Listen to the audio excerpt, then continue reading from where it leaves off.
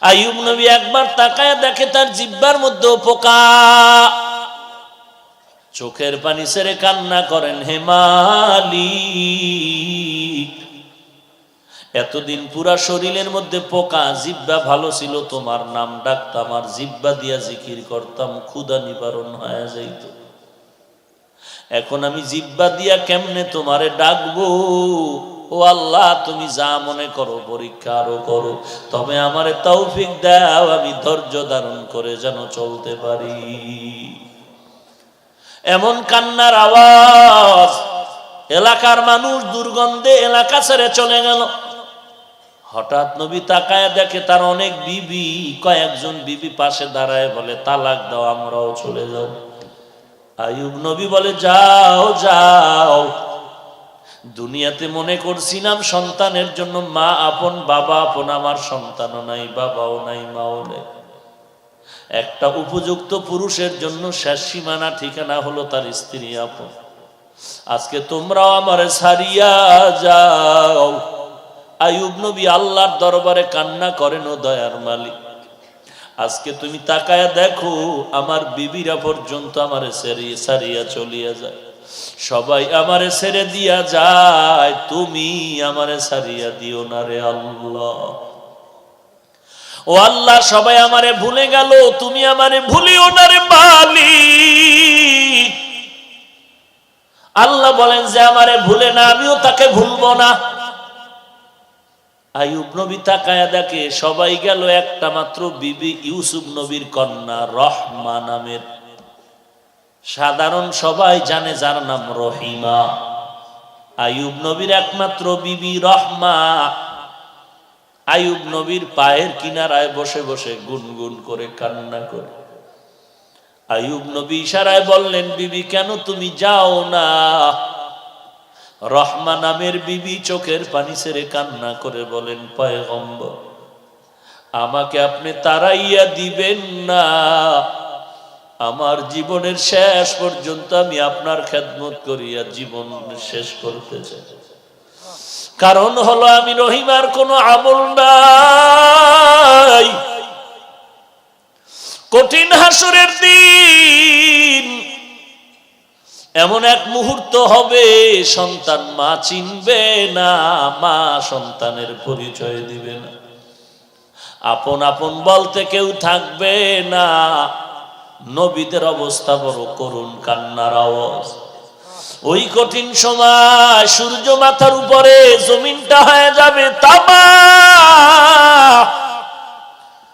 সূর্যের তাপে গুনাহগারের মাথার মগজগুলো টস টস করে ফেটে যাবে। ওদিকে জাহান্নামের আওয়াজ, জাহান্নাম চিল্লায় বলবে, আল্লাহ গুনাহগারগুলো আমার ভেতরে দাও। ওই কঠিন মুসিবতের সময় যদি আল্লাহ আমাকে ডাক দেয়, রহিমা, আমার দরবারে এমন কোন আমল নিয়ে আসছো নাকি না, যাতে আমার কোন আমল যদি না পাই, আল্লাহর কাছে এতটুকু বলবো, আল্লাহ আমি তোমার একজন আদরের পয়গম্বরের স্ত্রী হয়ে আসছি। আল্লাহ হয়তো নবীর মোহাব্বতে আমি রহমাকেও নাজাতের ব্যবস্থা করে দিবে। ও পয়গম্বর, আমাকে আপনি তাড়ায়া দিবেন না। এরে পর্দার আড়ালের মা, ওই ইউসুফ নবীর কন্যা ও নারী, তুমি একজন নারী। খাজা মুঈনুদ্দিনের মা ও মা, তুমিও মা। এই চট্টগ্রামের জমিনে ঘুমন্ত শাহ আমানত তার মা ও মা, তুমিও মা। এমন একজন স্বামীর খেদমতগার হইয়া কবরে যাইতে পারলা কিনা চিন্তা করো।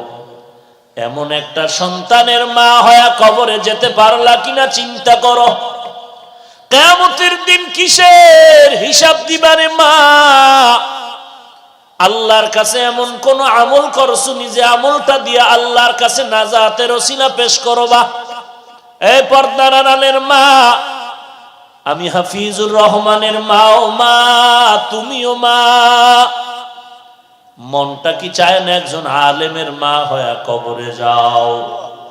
মনটা কি চায় না একজন কোরআনওয়ালার মা বাবা হয়ে কবরে যাও, সন্তান মা বাবার জানাজার ইমামতি করবে, কবরের কিনারায় গিয়া কোরআন তেলাওয়াত করে দোয়া করবে। এরে যুবক আল্লাহর গোলাম, তুমি স্কুলে পড়ো, কলেজে পড়ো, ভার্সিটিতে পড়ো, ডাক্তার, ডক্টর, ইঞ্জিনিয়ার হও, কিন্তু কোরআন শরীফ পড়তে তো বাধা নাই। তুমি স্কুলে পড়ো, কলেজে পড়ো, তবে কোরআন শরীফটা তুমি পার্ট টাইম একটা টাইম ঠিক করিয়ে কোরআনটা শুদ্ধ করো। এশার নামাজের পরে 1 ঘন্টা, না হয় ফজরের পরে 1 ঘন্টা ইমামরে সময় দিয়ে কোরআন শিখো। তুমি আল্লাহর কোরআন পড়ো, ইসলামের মাসআলা মাসাইল একটু অধ্যয়ন করো, আল্লাহওয়ালা ওলামায়ে কেরামের সাথে সম্পর্ক রাখো। আমার সমাজের মধ্যে বহু ডাক্তার আছে, কোরআন পড়ে, ইসলামী জ্ঞানে বড় দামি আগানো।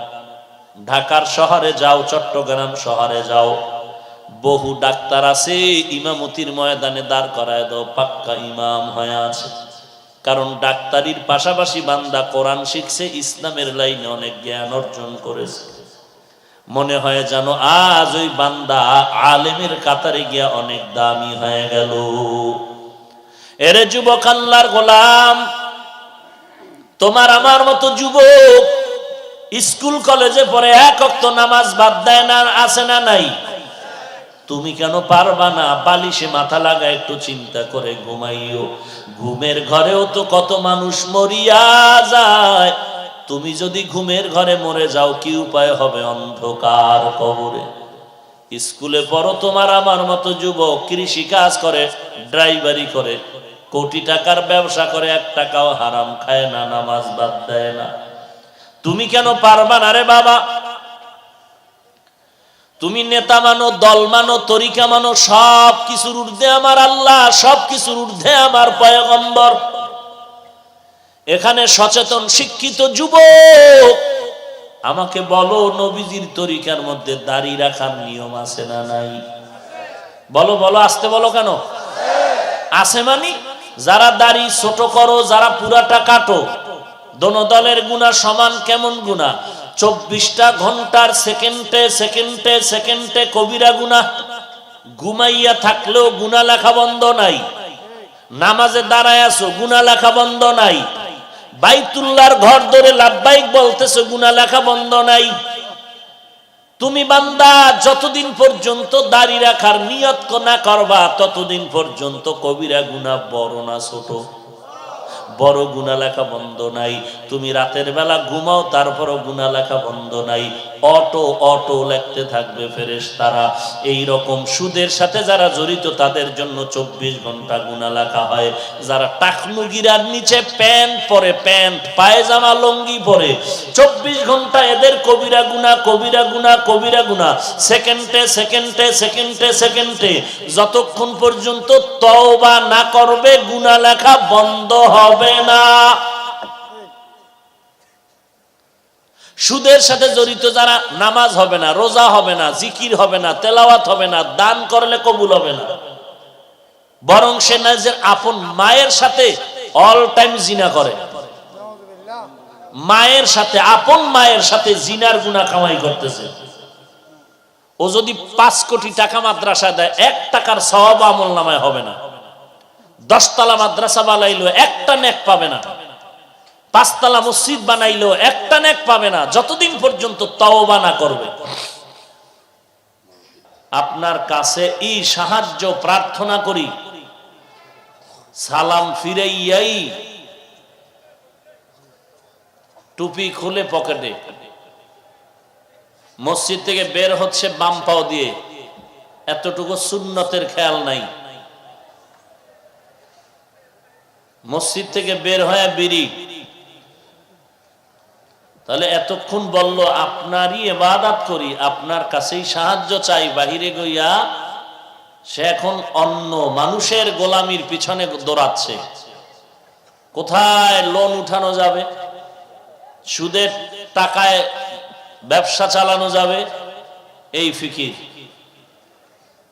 তো আসলে আমাদের সকলের সহযোগিতা, সাহায্য দরকার। কার থেকে নিব, এটাও আমাদের অন্তর থেকে নির্ধারণ করা দরকার। আসলে সাহায্য কে দিতে পারেন, আর কে পারেন না, এটাও আমাদের অন্তর থেকে নির্ণয় করা উচিত। সাহায্য ছাড়া চলার কোনো উপায় নাই। আছে কেন উপায়? বরং ধনী লোক টাকাওয়ালার সাহায্য বেশি দরকার গরিবের তুলনায়। কথা বুঝেন নাই? একটা গরিব তো না খাইয়েও 2-3 বেলা কাটাতে পারে, বড় লোক পারবে না। কিছু হলেও খেতে হবে, না হয় হাতির মতো পড়ে থাকতে হবে। একটা গরিব নিজের জামা কাপড় নিজ হাতে ধুইয়া নিতে পারবে, একটা বড় লোক নিজের জামা কাপড় নিজ হাতে ধুতে পারবে না। তার জন্য কর্মচারী দরকার। এজন্য আমি বলি, দেশের প্রত্যেকটা গরিব যদি এক কথায় স্লোগান দিয়ে বলে যে আমরা কোনো ধনীর কাজ করব না, তাহলে প্রত্যেক বড় লোক ধনীরা নিজের জীবন চলায় হবে পঙ্গু, আর তার 5 তলা অট্টালিকা বাড়ি গাড়ি এগুলো হবে গরুর গোয়াল ঘরের মতো নাপাক। আসতে বলেন কেন? কারণ বাথরুমটা পর্যন্ত পরিষ্কার করে দেয় কে? গরিব। বড় লোকের জুতা মুছে দেয় কে? গরিব। বড় লোকের খানা পাকায় দেয় গরিব। সব ক্ষেত্রে গরিবের সহযোগিতা ছাড়া বড় লোক চলতেই পারে না। তাহলে যে যত টাকাওয়ালা সে তত বড় অসহায়, সে তত বড় অসহায়। কেমন অসহায়? গরিব একটা ব্যক্তি, তার মা, তার বাপ, তার ভাই, তার বোন, তার সন্তান, স্ত্রী কেউ যদি না থাকে, সে একা চলতে পারে। কিছু হলো খেটে খেটে কাজ করবে। একটা বড় লোক, সে তার নিজ সন্তানের কাছে অসহায়, নিজ স্ত্রীর কাছে অসহায়। মাঝে মাঝে ইয়েতিমের মতো তাকিয়ে থাকতে হয়। সন্তানও কথা শুনে না, স্ত্রীও কথা শুনে না। চূড়ান্ত অসহায় বড় লোক। কিন্তু এইটা উপলব্ধি করতে না পেরে অহংকারী হয়ে যায় গরিবের উপরে। কোন বড় লোক যদি তার ছেলেকে বলে চট্টগ্রামে তোমার জন্য আমি 5 তলা বাড়ি লিখে দেব, ঢাকার শহরে তোমার জন্য ফ্ল্যাট, কক্সবাজারে ফ্ল্যাট, সন্তান যদি বলে এত আদর কেন করো রে বাবা? বলে তোর দৈনিক একটা ডিউটি হলো আমার জুতা 2টা মুছে দিবি। এই ঢাকা, কক্সবাজার আর চট্টগ্রামে বাড়ি আর ফ্ল্যাট পাওয়ার লোভে পেয়েই গেল। বলুন তো, নিজ সন্তান বাবার জুতা মুছে দিবে প্রতিদিন? 2-1 দিন দিতে পারে, যেহেতু বিশাল বাড়ি লেখা দিছে নিজের নামে। এরপরে এমন ফলানি দিবে আর বাবা কান্না করে অন্ধ হয়ে যাবে, সন্তান আর পাবে না। অথচ একটা গরিব রে কি পরিমাণ কষ্ট সহ্য করে। বড় লোকের জুতা মুছে দেয়, কাপড় ধুয়ে দেয়, প্লেট আগায় দেয়, খানা আগায় দেয়। আর বড় লোক জুলুমও গরিবের সাথে বেশি করে, বেতনটাও ঠিক মতো দেয় না। আর গালাগালি তো আছেই বোনাস। চট্টগ্রামের গালি তো এটা একটা মানুষ আয়েব মনে করে না, হুজুরেরাও গালি দেয়। চট্টগ্রামে হুজুর গো জবানেও গালি, বক্তারা দেখছি গালি দেয়। আর এই গালিটা অন্য দেশে বা অন্য এলাকায় যেই পরিমাণ আয়েব, দোষ, চট্টগ্রামে মনে হয় এতটা দোষের না। এটা আমি অনুমান করলাম, নাইলে এই পরিমাণ গালি ওয়াজে উঠা বক্তা দিতে পারতো না। হায় হায় হায়। অথচ প্রত্যেকটা কথার হিসাব দিতে হবে আল্লাহর আদালত। মা ইয়ালফিযু মিন কাউলিন ইল্লা লাদাইহি রাকীবুন আতীদ।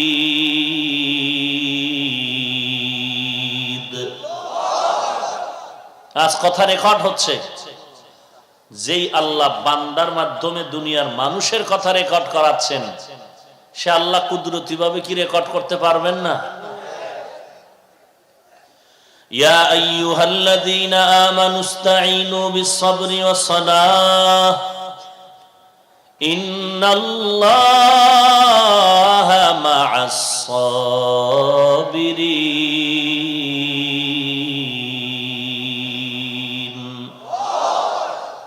আল্লাহ বলেন সাহায্য প্রার্থনা করো সবর ও সালাতের মাধ্যমে এতক্ষণ আলোচনার জানা যেটা বুঝলাম, আমরা একা একা কেউ স্বয়ং সম্পূর্ণ হতে পারবো না, কারো না কারো সহযোগিতা লাগবে কি লাগবে না? কার সহযোগিতা নিবা? সবাই আমরা একমত হয়ে গেলাম সহযোগিতা লাগবেই, না হয় চলার উপায় নাই।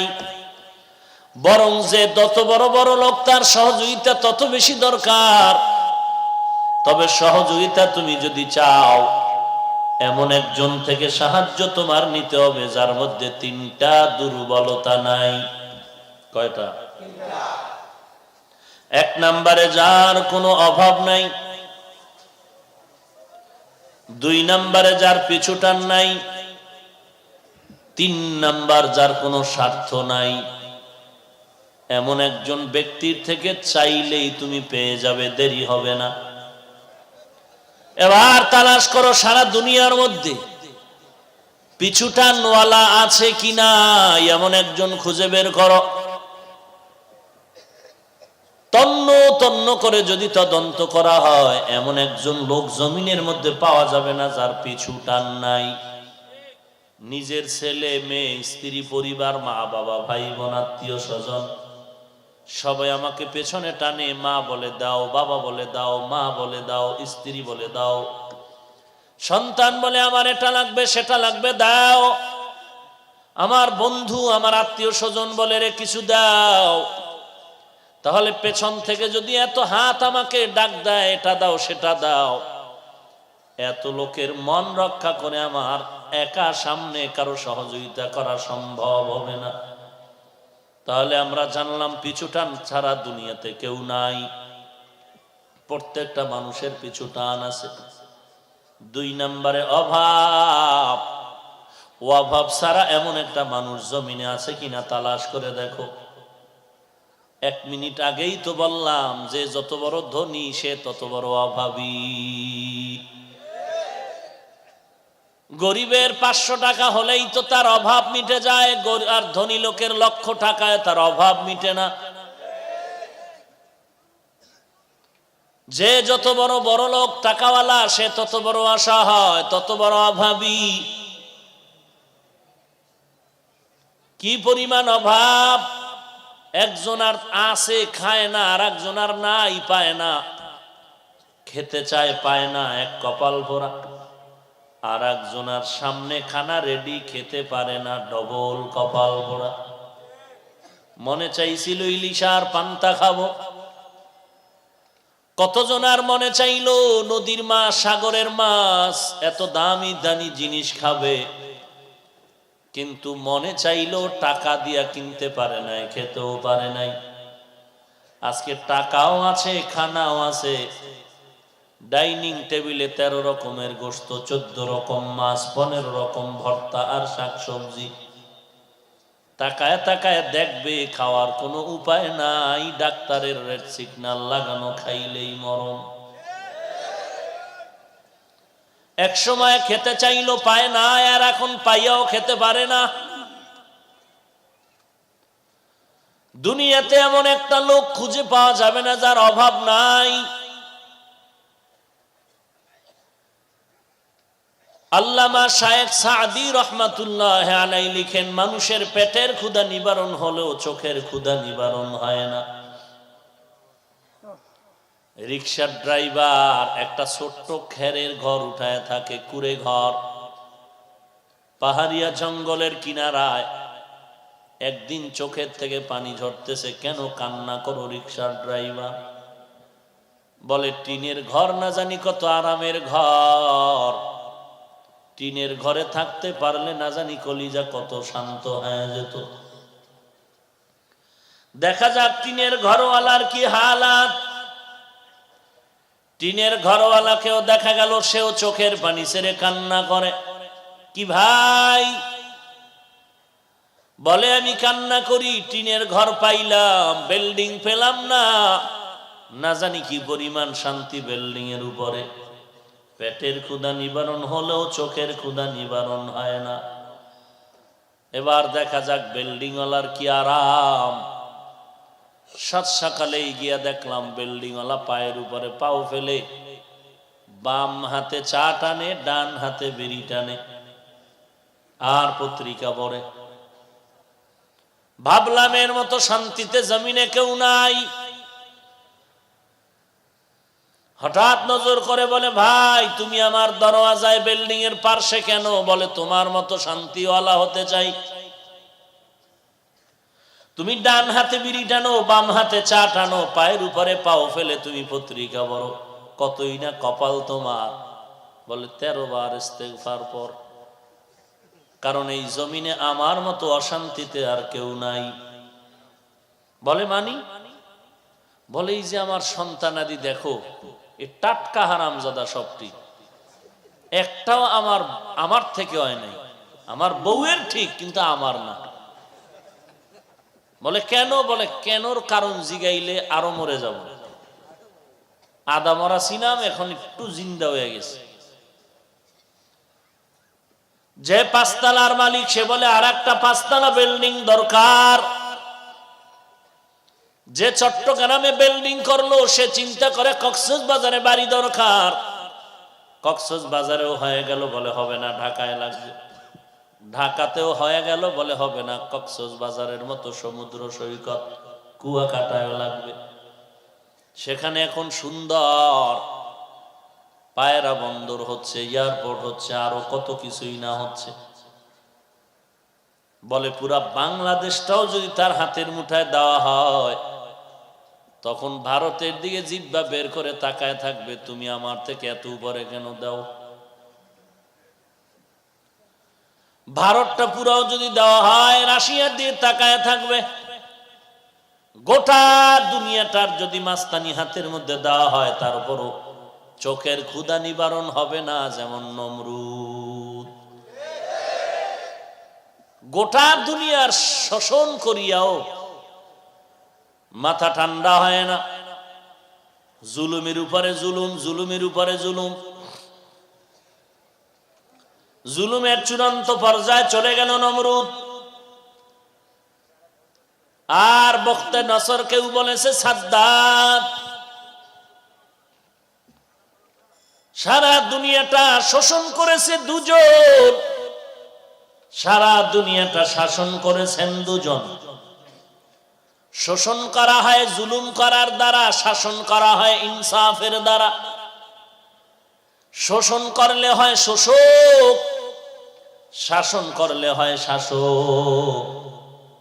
দুইজন গোটা দুনিয়াটারে শাসন করেছেন, শাসক হয়েছেন। একজন পয়গম্বর সুলাইমান, আর একজন বাদশা জুলকারনাইন বা সুলাইমা। দাদে মুলকে সরওয়ারি সদমতি এ খাতে মসদে ওয়াপুরি। একটা আংটি সুলাইমান নবীর হাতের মধ্যে।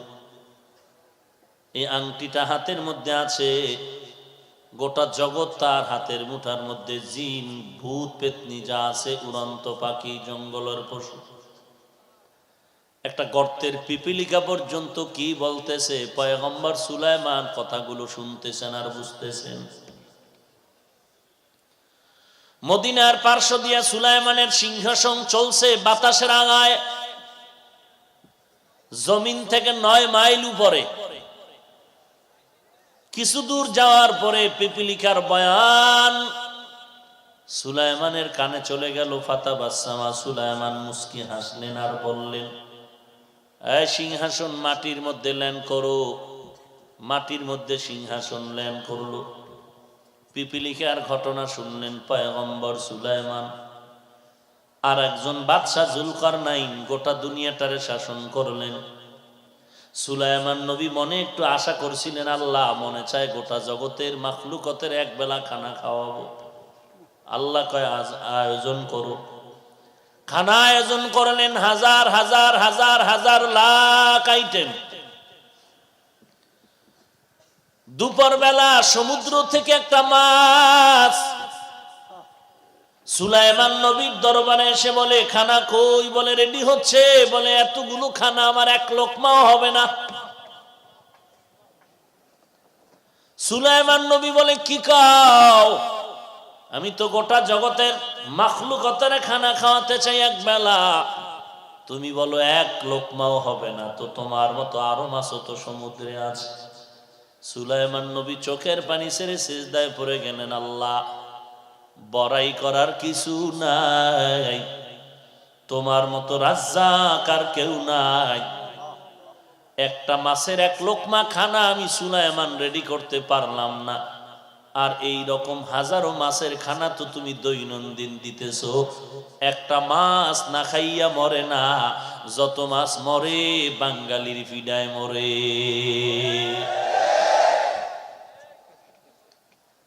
এরে নবীর উম্মতের দল, গরু কষ্ট পায় কেন? বাঙালির কারণে, মানুষের কারণে গরু কষ্ট পায়। কারণ গরু, মানুষ এত জুলুম করে, একটু পায় বেশি খেতে চায়, যত পায় তত চায়, যত পায় তত চায়। বাদশাহ জুলকারনাইন গোটা দুনিয়ার শাসন করলেন, গোটা জগৎ। ইন্তেকালের সময় ওসিয়ত করে গেলেন, লোকেরা মরণের পর, আমার জানাজা হওয়ার পরে কাফন থেকে 2টা হাত বের করে বাজারের মধ্যে একটু ঘুরাইয়া আমারে কবরে নিয়ে যাইও। ইন্তেকাল হয়ে গেল, জানাজা হয়ে গেল, জানাজার পরে কাফন থেকে হাত বের করে খাটিয়া কাঁধে করে বুড়া বাজার ঘুরাইয়া নেয়। দুনিয়াদারেরা ডাক দিয়া কয়, তাকায় দেখ, গোটা দুনিয়ার শাসন করলো জুলকারনাইনের, পরও শখ মিটে না, লোভ সামলাইতে পারে না। মরণের পরে হাত বিছায় কয়, আরো দাও, আরো দাও, আরো দাও। ইমানদারেরা কয়, না না, জুলকারনাইন গোটা দুনিয়ারকে মানুষের বয়ান করে গেল, তাকাইয়া দেখ, সারা দুনিয়ার ক্ষমতা পাইয়া আজ খালি হাতে কবরে যায়। খালি হাতে আজ কবরে রওনা হয়ে গেল। অপরদিকে শোষক 2টা বেঈমান, নমরুদের মতো বেঈমান, গোটা দুনিয়ার শোষক, কেমন বড় জালেম, আল্লাহকে মেরে ফেলার জন্য রেডি হয়ে গেছে। কত বড় বেঈমান! আল্লাহরই রাখবো না, একেবারে তীর ধনুক নিয়ে আসমানে উঠতেছে, গুলি মারিয়েই ফেললো, যায় পড়বে আল্লাহর গায়ে। একটা প্রাণীর গায়ে লাগার পরে রক্ত লাগলো, কয় মেরে ফেলেছি। ওয়ামাকারু ওয়ামাকারাল্লাহ ওয়ামাকারু ওয়ামাকারাল্লাহ ওয়াল্লাহু খায়রুল মাকিরিন।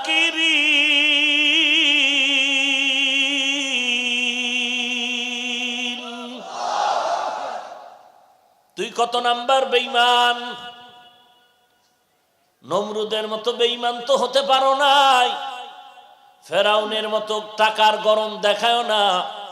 যত বড় টাকাওয়ালা হও, কারুনের থেকে বেশি টাকা তোমার হয় নাই। যত বড় চেয়ারের মাস্তানি করো, নমরুদের মতো চেয়ারের পাওয়ার তোমার হয় নাই, ফেরাউনের মতো হয় নাই, সাদ্দাদের মতো হয় নাই। যেই সাদ্দাত আল্লাহর জান্নাতে যাবে না, নিজে জান্নাত বানাইলো। দুনিয়ার নাম্বার ছাড়া বেশ্যাদেরকে জান্নাতের হুর বানাইলো। সুন্দরী রমণীদের হুর বানাইয়া সাদ্দাত জান্নাত দেখতে যায়। পেছন থেকে এক বুড়া হাঁটে আর কয়, সাদ্দাত আমার একটু কথা শোনো। সাদ্দাত পেছনে তাকায় বলে, কথা শোনার টাইম নাই। কেমন যেন চুম্বুকের মতো সাদ্দাত আগাচ্ছে ঘোড়ার পিঠে, আর বুড়া পায়ে হেঁটে তত আগায় যাচ্ছে। এক পাও ঘোড়ার উপরে, আর এক পাও জান্নাতের গেইটে। বুড়া সামনে গিয়ে কয়, পাও নামাবি না আমি আজরাইল। অন্ধকারে পথের মাঝে চলছো ভাইও একা, মনের মাঝে খেলছে তোমার কত আঁকা বাঁকা। সাদ্দাত সম পলক তোমায় নাহি কহেলিতে দিবে, হুঙ্কারে মালাকুল মওত তোমায় নিয়ে যাবে। মরণ থেকে যতই পালাও, মরণ তোমায় নিবে ঘিরে। যদিও সুদূর আকাশ পানে লুকাও, সেথায় লাগিয়ে সিঁড়ি। নদী পথে নৌকা চালাও ও মাঝি ভাই, বেলা ডোবার আগে আমি ওপার উঠতে চাই, ডুবে গেলে বেলা রে আর উঠে না, ভেঙে গেলে মেলা রে আর জমে না। নদীর পার ভাঙে ওপার গড়ে, এই তো নদীর খেলা, সকাল বেলার ধনী রে তুই ফকির সন্ধ্যা বেলা। মরণ থেকে পালানোর কোনো জায়গা নাই রে ভাই। নমরুদ পালায় যেতে পারে নাই, আর এই এত বড় বেঈমান নমরুদের ধ্বংস করার জন্য আল্লাহর আসমানি কোনো বিশাল বাহিনীও লাগে নাই। কি লাগছে? একটা অসুস্থ মশা মাথার ভিতরে ঢুকিয়া ফাঁকে ফাঁকে একটা মিস কল দেয়, নমরুদ বেহুশ হয়ে যায়। হঠাৎ করে জুতার সাথে মোলাকাত হয়ে গেল, মাথার সাথে ঠান্ডা। নমরুদ কয়, ডাক্তারের গুল্লি মারি জুতাই হলো আমার মূল ঔষধ। জুতার সাথে যখন মাথার সাথে মোলাকাত হয় তখন মাথা ঠান্ডা। কর্মচারী একজন রেডি করে কয়, বেতন বাড়ায় দিব, যত জোরে জোতার বাড়ি মারবি। জোতার বাড়ি জোরে দিবি তো বেতন বাড়ায় দিব। ফাঁকে ফাঁকে জোতার বাড়ি দেয় তো নমরুদ মাথা ঠান্ডা করে চুপচাপ ঘুমিয়ে যায়। কর্মচারী কয়েকদিন কাজ করার পরে বলে, আমার একার দ্বারা সম্ভব না, ঘুমান লাগবে তো। কয়, তাহলে আরো একজন কর্মচারী রেডি কর, দোনোজনার দায়িত্ব, একজনে না পারলে আর একজন, জুতার বাড়ি যেন বন্ধ না হয়। খোদার মায়, এটি কি সবার কপালে হয়নি? এটি চান কপাইলে কপাল।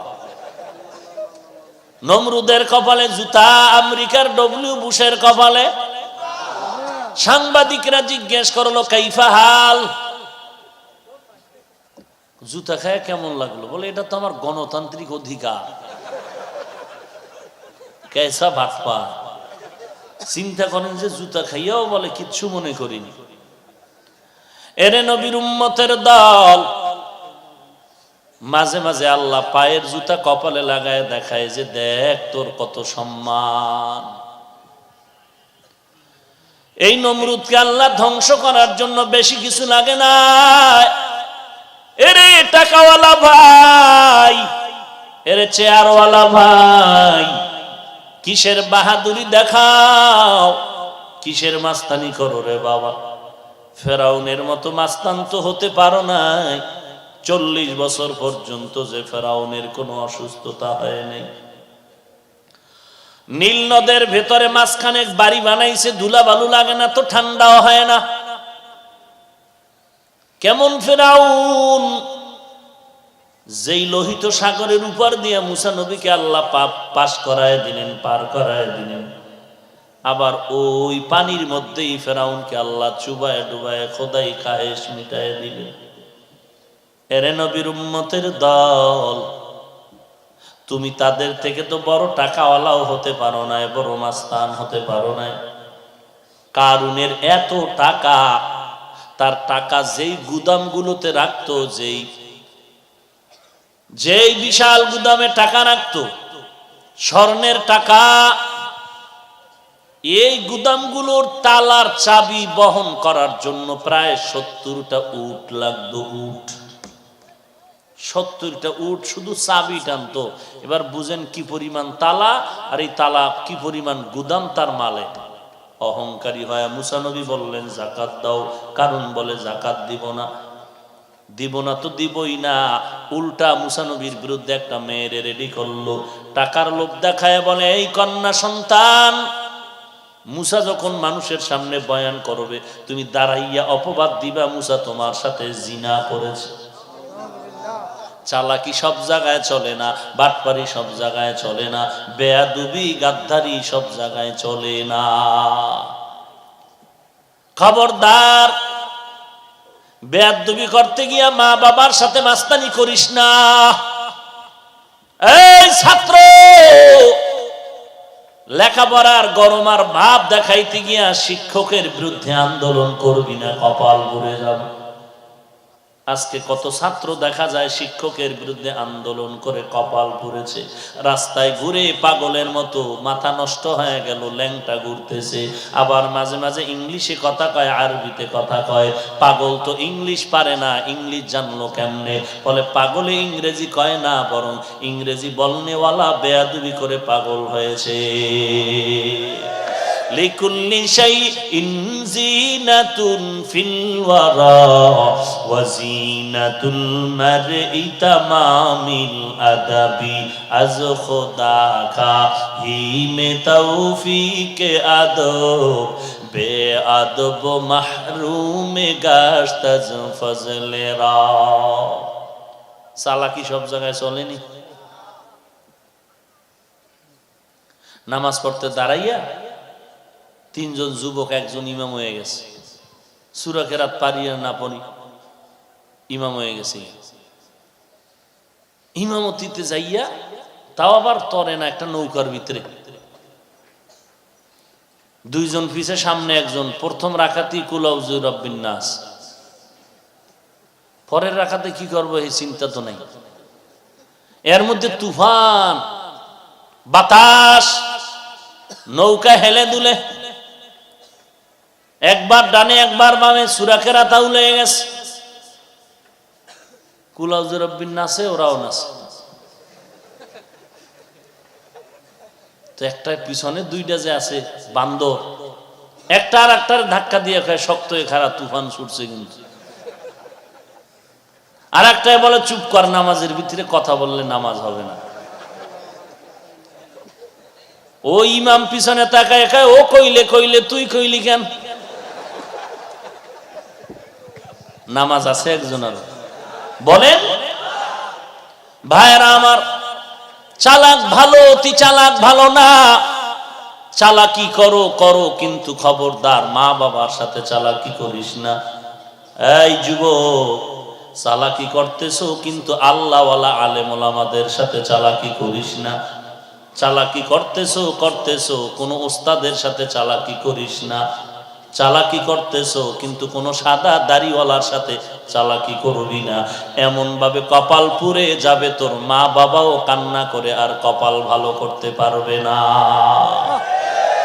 তোর মা বাবাও পারবে না এই কপাল ভালো করতে। সাবধান, ভালো হইতে বহু সময় লাগে, কপাল পুড়তে একটা সেকেন্ড লাগে না রে যুবক ভাই।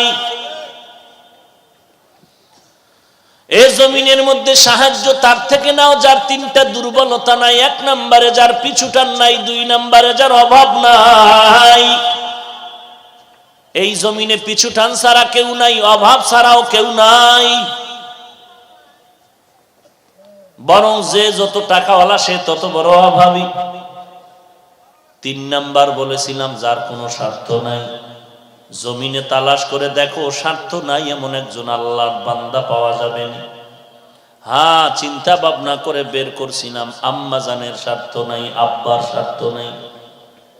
কিন্তু সোনার বাংলায় তাকায় দেখলাম স্বার্থের টানে মা তার সন্তানের জবাই দেয়, বাবায় তার সন্তানের জবাই দিয়েছে। স্বার্থের টানে আবার সন্তান তার মা বাবাকে জবাই দিয়েছে। স্ত্রী স্বামীকে জবাই করে, কোলের বাচ্চাটারে ফ্রিজের মধ্যে আটকায় মেরে ফেলেছে। স্বার্থের টানে কি আর বলবো, ভাষা নাই, লজ্জা করে সমস্ত কথা মাইকে বলতে। নিজের আপন মেয়ের সাথে বাবা যে অপকর্ম করেছে, এই সোনার বাংলায় ভাষা নাই বুঝাবা। এরে নবীর উম্মতের দল, দুনিয়াতে স্বার্থ ছাড়া কেউ নাই। ওই কারুন মুসা নবীর বিরুদ্ধে মেয়েকে রেডি করে দিল। মুসা নবী যখন বয়ান করতে দাঁড়ায় গেলেন, মেয়েটা মুসা নবীর বিরুদ্ধে অপবাদ দেওয়ার জন্য দাঁড়িয়ে গেল। আল্লাহর কুদরত, সাথে সাথে মেয়েটার জবান বন্ধ হয়ে গেল। আবার মেয়েটা ভয়ে বসে গেল, জবান খুললো, আবার দাঁড়ায় গেল, জবান বন্ধ। এরকম কয়েকবার মেয়েটা আপ ডাউন করার পরে চিন্তা করলো, আর মুসা নবীর বিরুদ্ধে অপবাদ দিব না। আল্লাহ, তুমি আমার জবানটা খুলিয়া দাও, আমি সত্য কথাটা নবীর শানে বলতে চাই। মেয়েটা দাঁড়ায় গেল, সত্য কথা বলার জন্য আল্লাহ জবান খুলে দিলেন। মেয়ে ডাক দিয়া কয়, পয়গম্বর, আপনার মতো পবিত্র কেউ নাই। কারণ আমারে টাকার লোভ দেখায় রেডি করছিল আপনার বিরুদ্ধে অপবাদ দিব, আমার সাথে জিনা করেছেন। আমি সাক্ষী দিয়া বলতেছি, আল্লাহ সাক্ষী, আপনার মতো পবিত্র আর কেউ হতে পারে না। মূসা নবীর রাগ উঠে গেল, মাথা গরম হয়ে গেল। ডাক দিয়া কয়, আল্লাহ, মাটি তুমি আমার অনুগত করে দাও। আল্লাহ বলে, দিলাম। মূসা নবী বলে, মাটি কারুন রে ধর। সাথে সাথে হাঁটু পর্যন্ত মাটি গ্রাস করে ফেললো। অন্যায় করো, অন্যায় করো, অন্যায় করো, সীমা লঙ্ঘন হলে বাপেও ফিরাতে পারবে না। পারবে? পারলো? ওই টাকার পাহাড় গড়ে কি লাভ হলো, যেই টাকায় জেলখানার মেহমান বানায় দিল। অথচ কত গরিব ঠিক মতো খানা পায় না, শীতের মধ্যে একটা পোশাক কিনতে পারে না, আর কোটি কোটি সহস্র কোটি টাকার বালিশ বানাইয়া কেছিল। কি লাভ হলো এই টাকায়, যেই টাকায় জেলখানার মেহমান বানাইল? কি লাভ হইল ওই সন্তানের বাবা হইয়া, যেই সন্তানের কারণে মা বাবার বেইজ্জতি, জেলখানায় যেতে হয়? কি হলো ওই স্ত্রীর স্বামী হইয়া, যেই স্বামী স্ত্রীর কারণে আজ লাঞ্ছিত হতে হয়? কি লাভ হবে ওই ক্ষমতা, যেই ক্ষমতায় আজ জুতার বাড়ি খেতে হয়? ভাইরা আমার, অথচ আমার সমাজে কত গরিব ৫,০০০ টাকা ১০,০০০ টাকার কারণে মেয়েকে বিবাহ দিতে পারে না, ঘরের চুলায় আগুন জ্বলে না। এমনও ঈদের সময় যায়, বাবায় সন্তানরে একটা নতুন জামা দিতে পারে না। এরে নবীর উম্মতের দল, ওই কারুনকে আল্লাহর নবী মুসা যখন বলল মাটি ধর, হাঁটু পর্যন্ত গ্রাস হয়ে গেল। কারুন বলে, বাঁচাও বাঁচাও, আর অন্যায় করব না। মুসা নবী কয়, মাটি ধর। কারুনের মাজা পর্যন্ত মাটি গ্রাস করে ফেলল। কারুন বলে, বাঁচাও বাঁচাও। মুসা নবী বলে, মাটি ধর, ধরার মতো ধর। সিনা পর্যন্ত মাটি গ্রাস করে ফেলল। উম্মতের বলে, পাথর মেরে ওরে ধ্বংস করে দাও। আল্লাহ শেষ হওয়ার পর ডাকিয়ে বলে, রে মূসা, কারণ যতবার তোমাকে বলছে বাঁচাও বাঁচাও বাঁচাও, তুমি বাঁচাইতে পারো না, তোমার মনটা খারাপ, মেজাজ গরম হয়ে গেল। আমি আল্লাহ রহমান, কারুনের দিকে আমি কুদরতের নজর দিয়া তাকাইছিলাম। তোমারে বারবার বলছে বাঁচাও, আর আমি আল্লাহকে যদি একবার বলতো, আল্লাহ তুমি আমারে বাঁচায় দাও, আমি আল্লাহ অবশ্যই কারুনের হেফাজত করতাম। ইয়া আইয়ুহাল্লাযীনা আমানুস্তাঈনু বিস-সাবরি ওয়াস-সালাহ। আল্লাহ বলেন, সাহায্য প্রার্থনা করো, তার থেকে সাহায্য চাও যার স্বার্থ নাই, যার পিছুটান নাই, যার অভাব নাই। এই তিনটা অপরাধ, তিনটা দুর্বলতা নাই যার, তিনি আছেন একজন, তিনি হলেন আমার আল্লাহ। যার কোনো পিছুটান নাই, যার স্বার্থ নাই, যার অভাব নাই। আল্লাহর পিছুটান নাই কেন? লাম ইয়ালিদ ওয়া লাম ইউলাদ, তিনি কাউকে জন্ম দেয় নাই, জন্ম নেন নাই। ছেলে মেয়ে নাই যে আব্বু আমারে দাও। আল্লাহ বলেন, যা কিছু বানাইলাম এর মধ্যে আমার আপন আদরের হলো আমার মানুষ।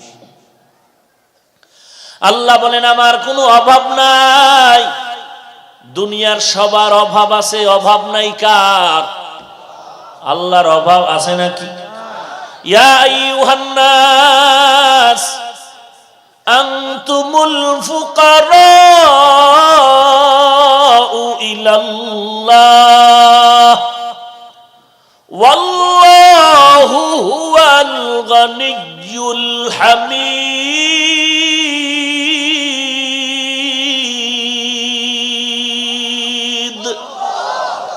गर तवक्कुल मीकुनी हर सुबह शाम, मीरा साना दरस तू अजला मकाम, जुज़्ब हक़ ची যে মখা আজ ইনসুজা ফজলে উ আমাস্তে দর জুমলা জাহা। আল্লাহ বলেন আমার কোনো অভাব নাই। 3 নাম্বার, আল্লাহ বলেন আমার কোনো স্বার্থ নাই। আমি যদি একটু স্বার্থ দিয়ে তাকাইতাম, দুনিয়ার কোনো বেঈমানের এক ঢোক পানিও পান করতে আমি আল্লাহ দিতাম না। এই বান্দা, নামাজও পড়ো আবার মিথ্যা কথা বলো, আল্লাহর সাথে যত গাদ্দারি আর বেঈমানি করেছো, আল্লাহ স্বার্থ যদি পর হইতেন, আল্লাহ পানি বাতাস আর সূর্যের আলো খানা দানা বন্ধ করে দিতেন। আল্লাহ বলেন না না, আমি আল্লাহ খানাও বন্ধ করি নাই, বাতাসও বন্ধ করি নাই। আমি আল্লাহ পাক সূর্যের আলো চাঁদের আলো বন্ধ করি নাই।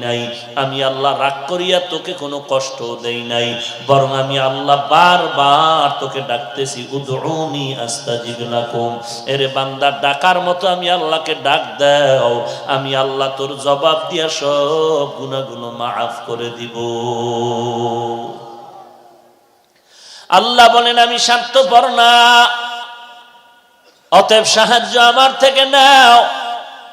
আর সাহায্য যদি নিতে চাও, নিয়ম ছাড়া সাহায্য নিতে পারবা না। চেয়ারম্যানের থেকে আপনার 10,000 টাকা লাগবে, রাস্তার মধ্যে পাইলেই যদি বলেন চেয়ারম্যানের কলারটা ধরে বলেন 10,000 টাকা দিয়ে যা, এটা আদব হইল? আপনার এলাকায় কোনো একজন পীর সাহেব আসছে, কানের উপরে একটা থাপ্পড় দিয়ে যদি কোন কেউ পিসাব জিকির টিকির ঠিক মতো করেন, তো এটা আদব হইল না বেয়াদবি? প্রত্যেকটা জিনিসের আদব আছে। চেয়ারম্যান থেকে আপনি 50,000 টাকা লাগবে, 10 মণ চাল লাগবে, ডাল লাগবে। চেয়ারম্যান বলে আমার কাছে অ্যাপ্লিকেশন দাও, দরখাস্ত দাও। আল্লাহ বলেন এরে গোলাম, তোমাদের যা কিছু প্রয়োজন আমি আল্লাহর কাছে চাও, 2টা জিনিসের মাধ্যমে চাইতে হবে। 1 নম্বরে ধৈর্য, 2 নম্বরে হলো নামাজ। আজ আমাদের মধ্যে ধৈর্য নাই, নামাজও নাই। ধৈর্য আছে? ধৈর্য নাই। ইমাম সাহেব কেরাত লম্বা লইলে টের পাওয়া যায় ধৈর্য। যারা 5 ওয়াক্ত পড়ে না, জুমায় যায় ধৈর্যশীল জুমার নামাজিরা, যায় সবার শেষে, বের হয় সবার আগে, টাটকা ধৈর্যশীল। এমন জোরে একটা দৌড় দিছে, ঘরে গিয়া দেখে আর একজন আর জোতা নিয়ে হাজির। এরে নবীর উম্মত, ধৈর্য আর নামাজ। ধৈর্য ধরনে কি লাভ? আল্লাহ বলেন আমি কিয়ামতের দিন স্পষ্ট তাকে বিনা হিসাবে জান্নাত দিব। বিনা হিসাবে আল্লাহ জান্নাত দিবেন।